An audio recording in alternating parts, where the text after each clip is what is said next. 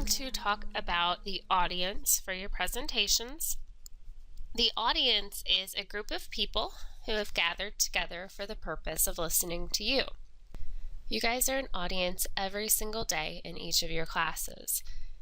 All of you together, you and your classmates, you went together to a class for the purpose of listening to a speaker, which in most cases is your teacher. So each day, most of the school day, you are an audience. When we talk about audience, we're going to talk about 3 different questions that you're going to want to ask yourself about your audience before you give a presentation to them. The first question is, why have participants come?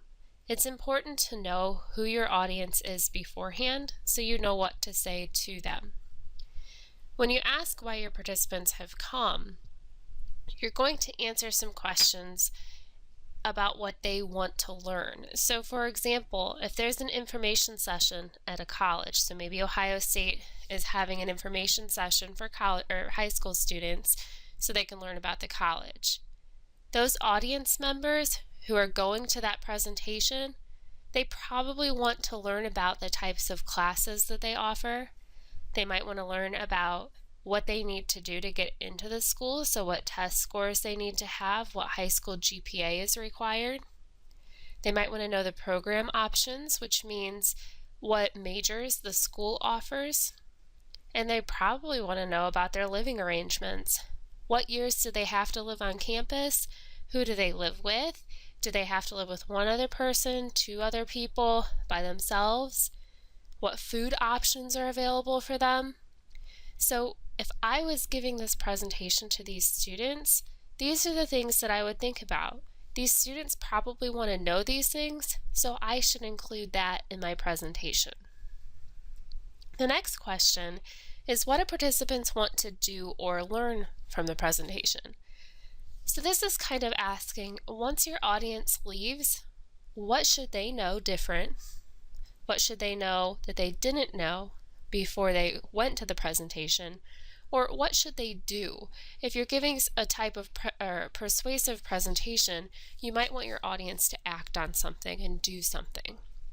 So the high school seniors who went to that college information session, when they leave that presentation, they're either going to apply for a college, particularly the people giving the presentation want them to apply to that college.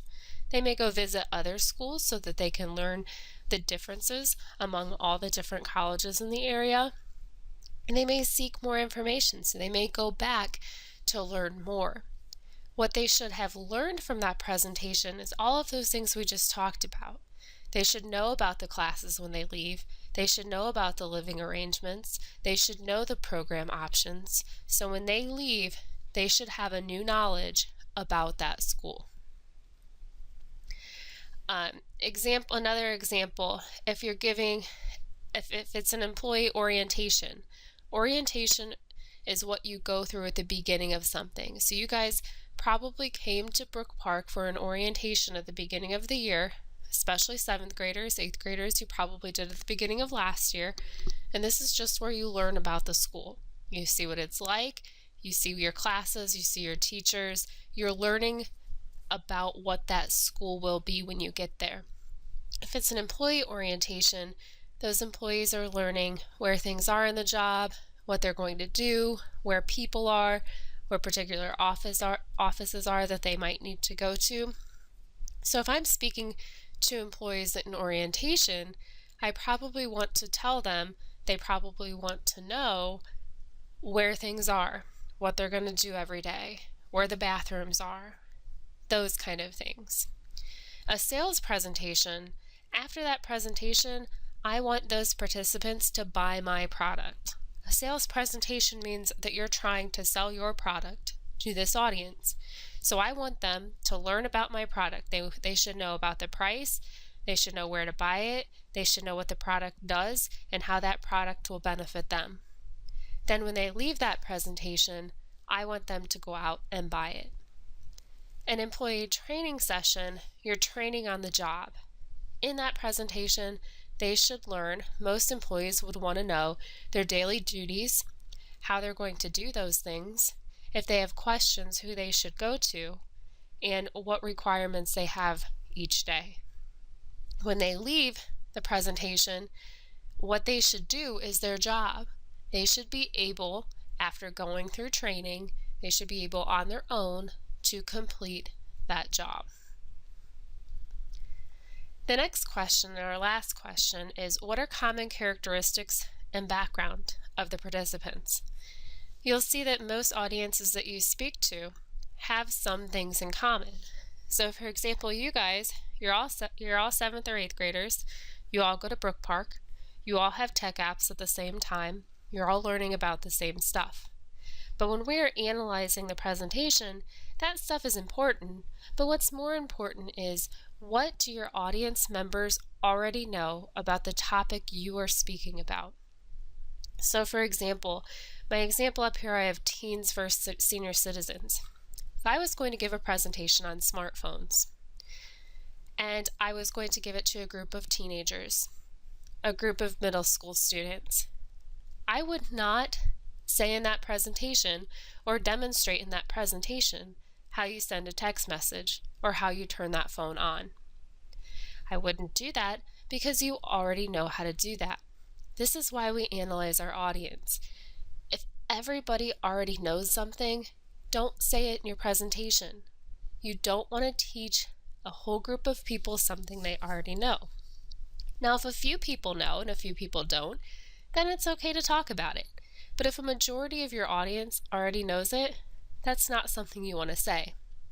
If I was talking to senior citizens, I would not tell them how to create and customize an app on your phone. I would imagine that most of them are having problems even turning it on and texting. They don't want to know advanced features of that phone. That's not their purpose for being there. And it's just not something that's going to get through to that audience. So if you're speaking at a level above them, they're going to check out. And if you're speaking below them, they're going to check out. You don't want to say things that are too advanced, and you don't want to tell your audience what they already know. I'm going to show you guys a video now that will show you why audience is important. Hello, I'm Jay. Thanks for visiting Toastmasters International to learn more about knowing your audiences. Since 1924, we've helped more than 4 million people gain the confidence to communicate in any circumstance. And one of the most demanding situations you'll ever face is speaking to an audience. Here are some time-tested tips to help you prepare so that you feel empowered to impress others. Truly, getting to know your audience begins before you ever present. Have you ever listened to a speaker you couldn't connect with? Worse yet, have you ever been a speaker who couldn't make that connection with your audience?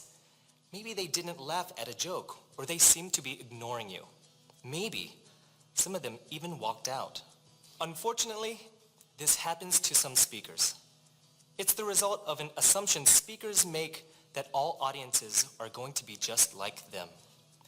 Assuming that an audience shares your beliefs, values, and political preferences is dangerous.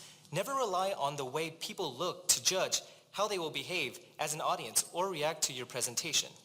You run the risk of alienating or offending them. Instead, make sure you know something about the culture of the audience you are addressing. So, what should you do?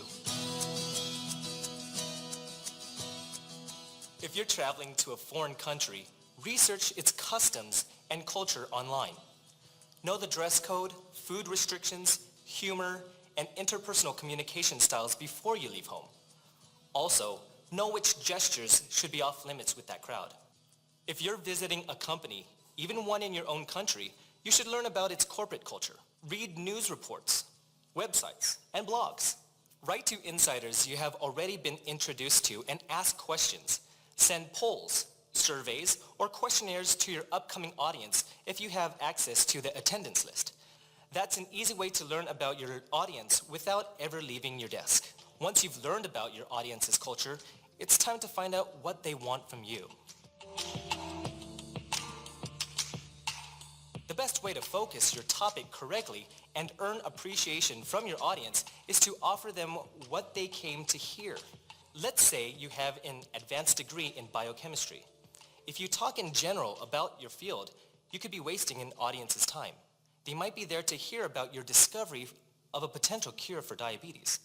Anything else you discuss will seem unimportant by comparison. It's better if you know what they want to learn before you arrive, so you can tailor your speech to fit their needs. If you can't find out in advance, there are other ways to get to know your audience. When your audience is walking in, take the opportunity to talk with some of the attendees. Introduce yourself and ask them targeted questions to help you understand their culture and their expectations for your speech. You might be surprised by what you hear. Make adjustments as necessary. Some savvy speakers use a technique known as call and response. It's pretty simple and will allow your audience to engage with you while sharing their information fast. Call out questions such as, how many of you were business majors in college? Then wait for hands to go up. Frame your questions to learn as much as you can about their composition and needs. Then use that information to answer their questions. People appreciate it when you take the time to get to know a little about their lives, so it's a good idea to mention a local landmark, event, or specialty, like telling them how much you enjoyed skiing in Switzerland, so long as you're speaking in the Swiss Alps. Whenever it's culturally favored, be sure to use plenty of eye contact and smiles. People generally respond well to a friendly person. Even in a culture that frowns on smiles, you can still make a connection. Find out how they bond with their speakers and try to do what they expect in that regard. It's worth the effort. You'll help them feel more comfortable, and they'll be ready to hear your message. With a little advanced research, preparation, and practice, you will know your audiences and be able to give presentations anywhere. For more information, I'm going to show you one more video today, and this one is addressing body language. This is just an extra tip while you're giving your presentation, some things that you want to be thinking about. We will talk about this early next week, but I do want to address it at this point as well. This video is much shorter than the last one, but I just want you to see some different things that you should pay attention to while you're speaking to an audience. If you're getting ready for a public speaking event or a presentation, understanding body language is key in setting a tone that will resonate with your audience. Hey guys, welcome to Ideas Made Easy. Every week we share with you creative business ideas that you can use to revolutionize your industry. We've broken down the hidden meanings behind the different forms of body language, so check them out. Talking with your hands needs to be secondary to your speaking. Standing completely still will make you seem boring, but waving your arms around too much will distract your audience. Hey Alex, how was your weekend? My weekend? Well, I tried to go to sleep early, but then I kept waking up to the sound of construction, you know? So then I went fishing, and I caught this gigantic fish. Okay. Oh, sorry. So anyway, this fish was huge. Here's what you can do. Keep your hands open and palms facing your audience. This will make you appear inviting and let them see you in a more welcoming light. Don't put your hands in your pockets or behind your back. Hiding your hands gives off the impression that you are nervous and have something to hide. Never raise your arms above your shoulder height. Raising your arms high above your head makes you look like you're overcompensating for the topic you're presenting. Having good posture will make you appear more alert and respected by your audience. That includes standing up straight, limiting the amount of fidgeting, and always facing the crowd. Hey, I just finished sketching up our new website layout. Do you want to take a look at it? Sure, why not? I can come back later if you're not up for it.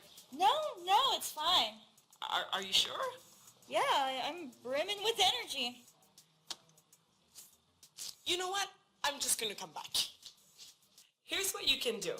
Never turn your back to the audience. Your presentation will seem a lot less personal if the audience feels like you aren't speaking to them.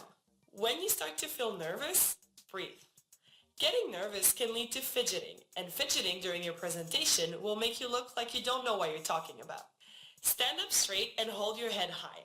Imagine you're being held at the top of your head by an invisible string so that you're always standing tall. Making eye contact with your audience allows you to add an extra level of depth to your presentation. It brings you down to the audience's level and allows you to address them personally. So, what did you guys think of that panel? Yeah, I heard it was really great. Yeah, it was really interesting. That's really interesting. Okay, well, I gotta get going. It's so hard to speak to people sometimes. No, it's easy. Just look at them straight in the eye. Straight in the eye? Like this? Straight in the eye when you're speaking to them? Okay, bye. Bye. Here's what you can do. Don't always be the first to break eye contact. Looking away too soon can make you appear shy, so try to hold eye contact for at least 5 seconds at a time before looking away. Long eye contact is good, but staring long after they look away is creepy. When a person breaks eye contact, take that as a sign that it's safe for you to do so as well. Make eye contact with everyone when talking to a group. Focusing on one person will leave everyone else ignored, so try to look at someone new every time you start a new sentence. Let's go over to your activity for this lesson. On this worksheet, what you're going to do is read a presentation subject, then tell me who the audience would be, who would go to that presentation, and then tell me what their expectation would be. What do they want to know or learn, do or learn from that presentation? Your directions say, for each of the presentation subjects, indicate who the audience would be and what the expectations are that the audience would have. Your audience, you're answering who would the audience be for this type of subject. Their expectation would be, what does the audience expect to get from the presentation? So let's do the first one together. In a lecture entitled Introduction to Business at a College, who would our audience be? Well, let's think about this. We're at a college, and the lecture is called Introduction to Business. That means that it's a very beginning class. Well, the audience would probably be freshmen in college, or it could just be college students. We know that college students will be in attendance for that presentation. What would their expectation be? If I'm going to a presentation where somebody is speaking and they're telling me that the title of that presentation is Introduction to Business, well, my expectation is to learn about business. A beginner's course to business. That is my expectation. All right, go ahead and go through, do the rest of this. Make sure you're identifying the audience and then what they want to do or learn from going to that presentation. Just a reminder, where it says orientation, an employee orientation is when employees are new to the company and they're learning about it. Have an awesome day. I'll see you guys tomorrow.